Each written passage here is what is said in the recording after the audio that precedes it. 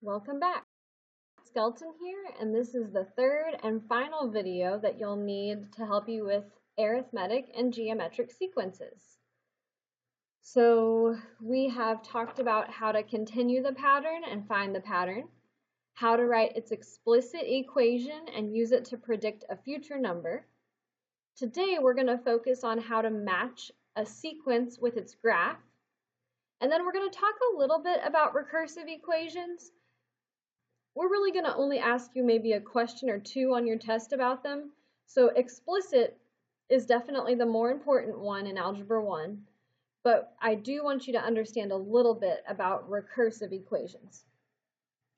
So on Canvas, you should find a file on today's agenda that has 11 different graphs.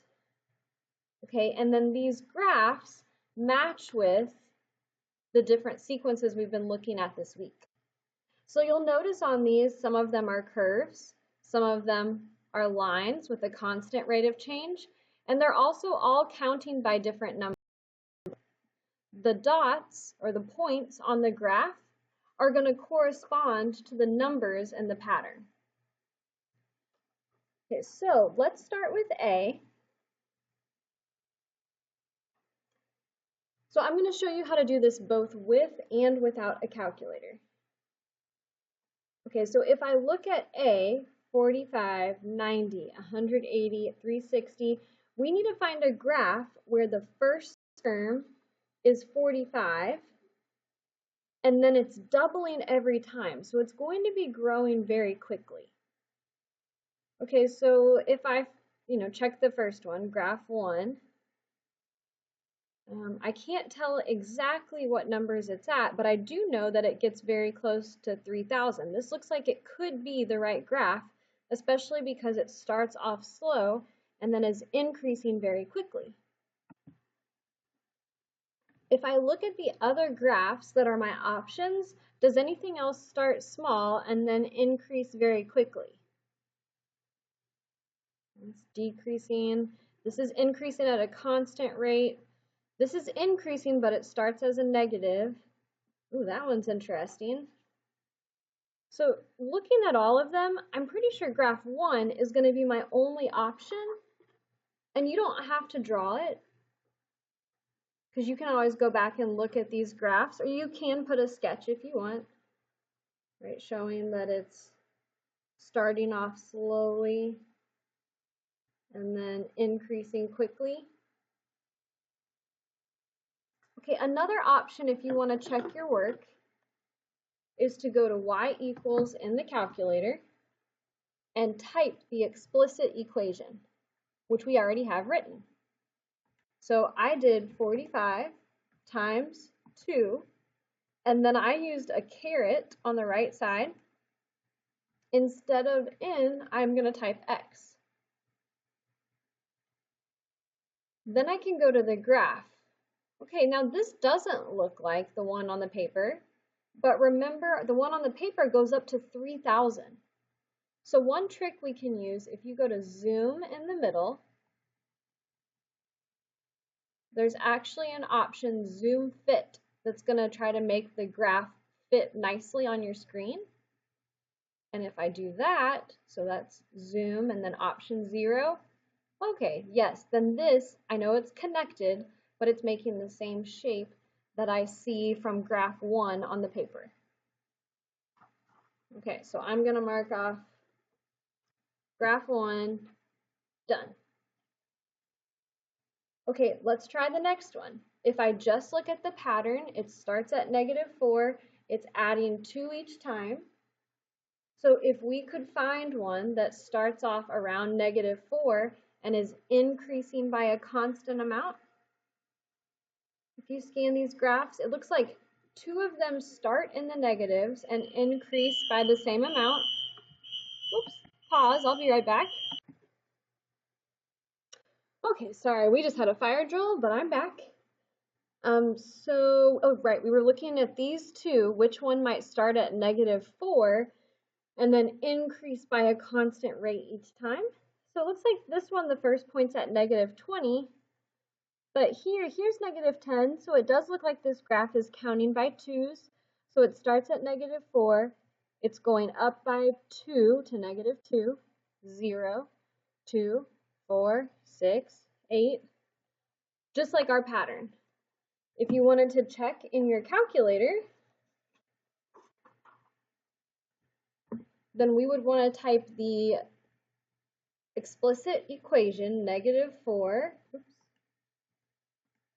plus 2, and then times x minus 1. And again, if you go to your graph right now, remember we changed how it looks. So you have a couple options. You can try zoom, fit again, zoom 0. Okay, yeah, if you still notice, well, it doesn't quite look like my paper, anytime you want your graph to go back to the main window, you can do zoom standard, and that'll take it back to the normal one. Okay, so I agree, this one is graph 4.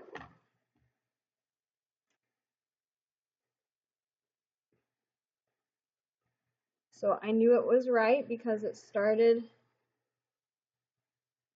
right in the negatives and then it was increasing by a constant amount.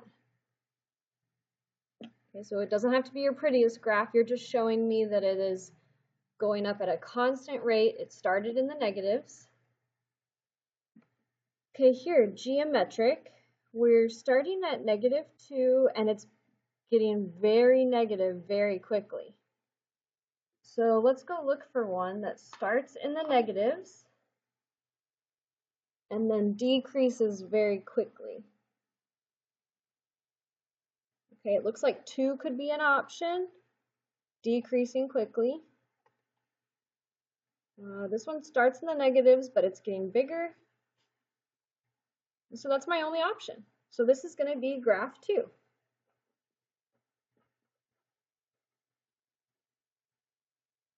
Okay, so far we've done 2 geometric, and they have been kind of similar graphs, right? They started in different places, and I know the second one was decreasing, but because geometric is either growing or decreasing very quickly, they're making the same curves. Maybe you're thinking to yourself, oh, that was like exponential from unit 1. And you're right, it is.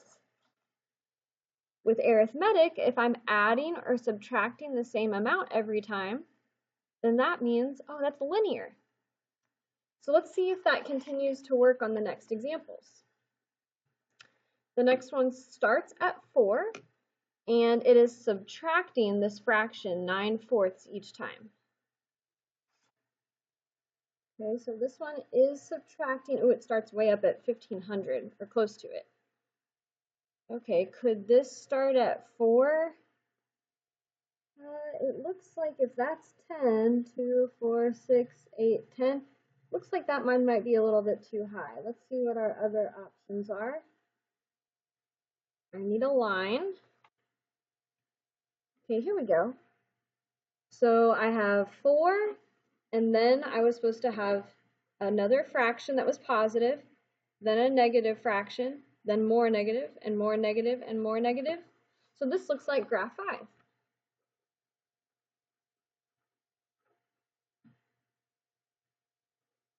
So I can tell the first point was at 4, and then it was decreasing by the same amount each time. So just kind of do your best graph. Okay, the next one is geometric. So we're looking for a curve, a more exponential graph. Starts off at a big number. I think we just saw one like that. Oh, we did, but it's this one's linear. So let's keep looking. Oh, we've used 4 and 2 and 5. Okay. Okay, let's see. Oh, here's one that starts off at a very big number. Then all of a sudden it drops down, and then it gets very small very quickly. That looks like what we are doing in this pattern right here. So this would be graph 3.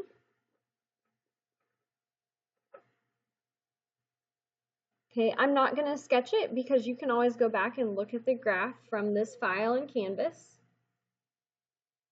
The next one was -20 and it's adding 4 each time.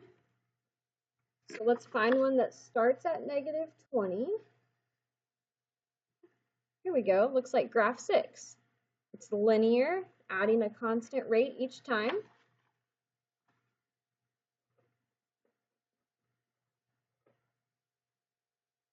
Okay, let's try the next page. Okay. If it's neither, then we don't have a graph that's matching. We're just looking at the ones where we were able to write an arithmetic or geometric equation for it. All right, so the next one starts at -5 and then it's decreasing. These numbers are getting smaller because we're multiplying by a half. So starting at -5, oh, well, hang on one second. If it's all negative, I know I said they're getting smaller, they're actually getting closer and closer to 0. So because this is negative, it's going to look like that we're getting closer to 0, like it's increasing. So out of the curves that I have left, here it looks like it's counting by ones, and it's getting closer and closer to 0. So graph 9, and this could be one that would be a nice thing to check with your calculator. So if you weren't sure,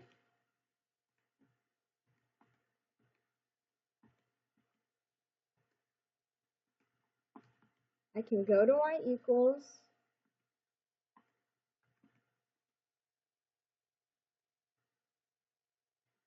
and then I can actually see that curve just like was on the paper. Okay, the next one starts at 6.5 and is subtracting the same amount each time. So let's look for something linear. Oh, I think we had found one, right? Just a minute ago. We found one that was started too high for us a second ago, but starting at 6 and decreasing. Looks like graph 7.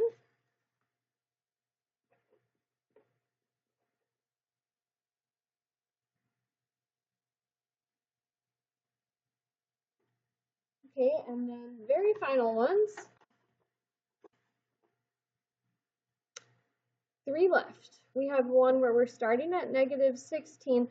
This is a weird pattern because I don't know if you remember, but it went negative, positive, negative, positive, negative, positive.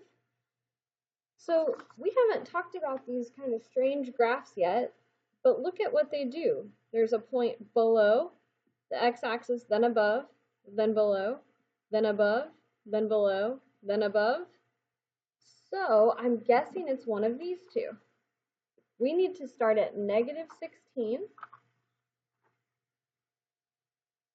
Okay, so it looks like this graph here, the first one is at -16, then up at 4. Yeah, this looks like it's going to be the most reasonable. So that is number 10.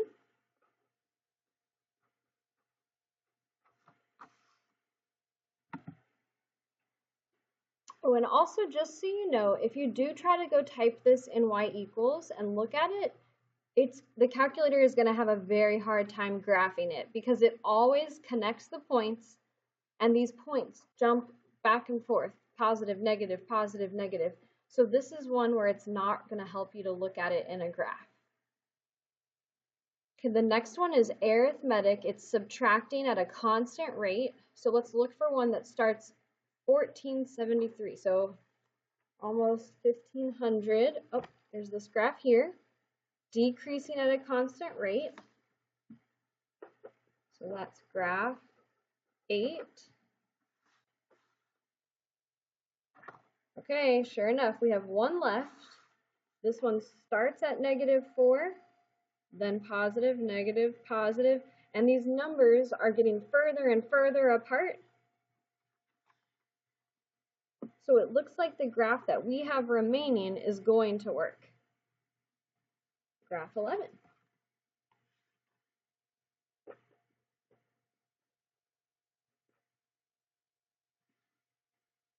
Okay, so that's how we can match a graph to a sequence and to its explicit equation.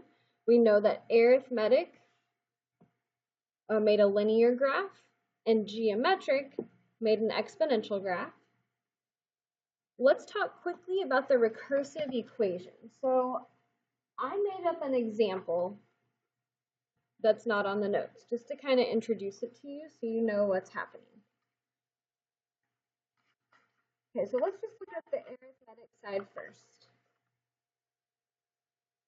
So in this recursive formula, if you're given an arithmetic one, it's going to give you a sub 1, or the first term. And then it's going to say to find a sub n, you have to know a sub n minus 1. And that n minus 1 means the previous term, or the number in the pattern that came right before a sub n. You find it by adding d, the common difference.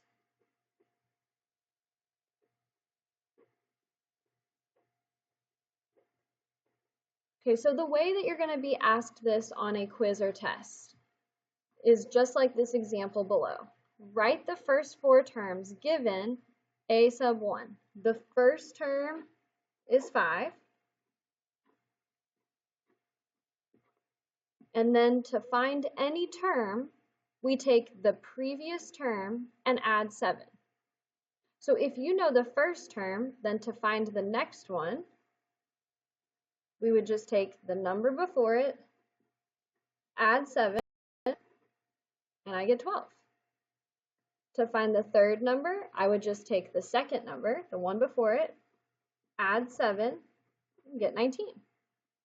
And to find the fourth number, I would take the previous term right before it, add 7, and get 26. So this is a fancy way of me saying in words, show me the first 4 terms of an arithmetic sequence that starts at 5 and has a common difference of 7. And that's all you'll be asked to do. So if it's geometric, let's see how that changes. Instead, you'll be given g sub 1, or the first term. It still has g sub n minus 1.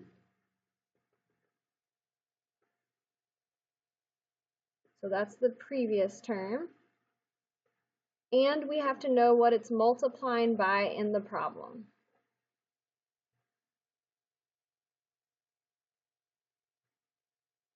So it says write the first 4 terms given.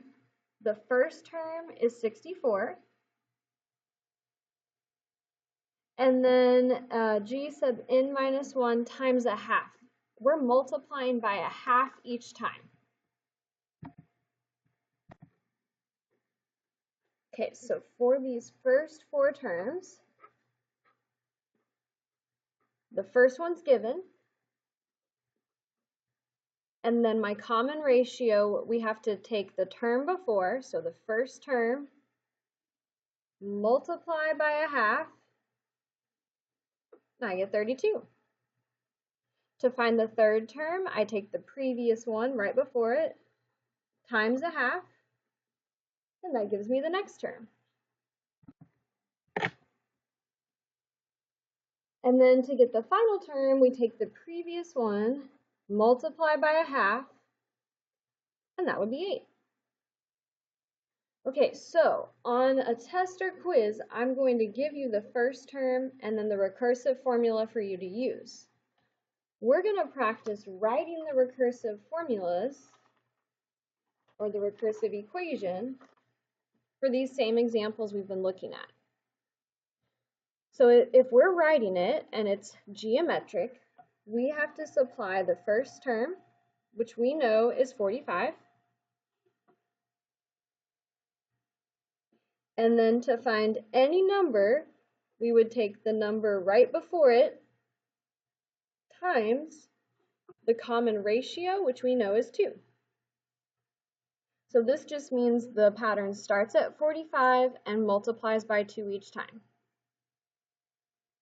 If it's arithmetic, we still have to tell it or provide the first term. So a sub 1 is -4. We're adding 2 each time. So to find a future value, we take the previous one and add 2. And that's the pattern. So let's kind of look and see how it compares to explicit. On the explicit, I'm able to plug in a 10 and get the actual. Here, if I tried to plug in a 10, I would get a of 10 minus 1. I don't know what the 9th term or the previous term is to add to. So that's why the explicit equation is the one we use more, because it helps us predict future numbers in the sequence. Okay, here on C, I'm starting at -2, so it's geometric. My first term is -2. To find the next term, I would take the previous number and multiply it by 3.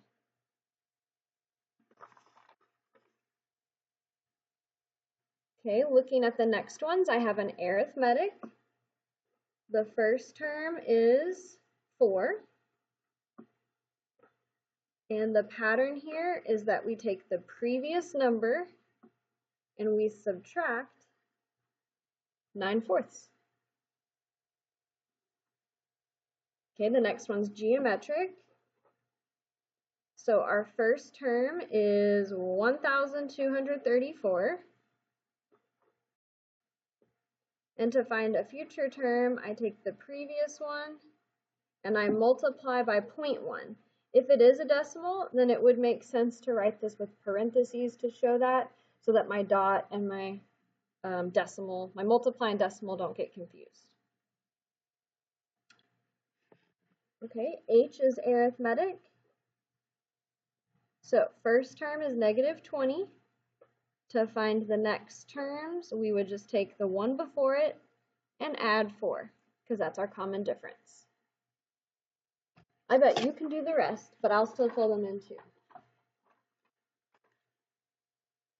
So geometric, we have a first term in J of -5. And I take the previous term and multiply by 1/2.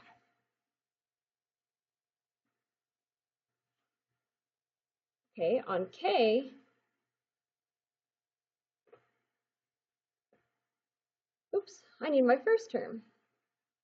So a sub 1 is 6.5. And to find the next term, I just take the previous one and subtract 1.5. Great, just a couple left. Okay, on M, it is geometric. So -16 is my first term.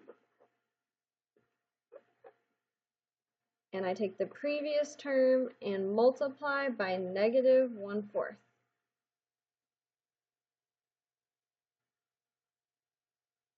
On N, the first term in my arithmetic sequence was 1,473.2. And I take the previous term and subtract 20.5 each time. And then last but not least, my first term on sequence P was -4.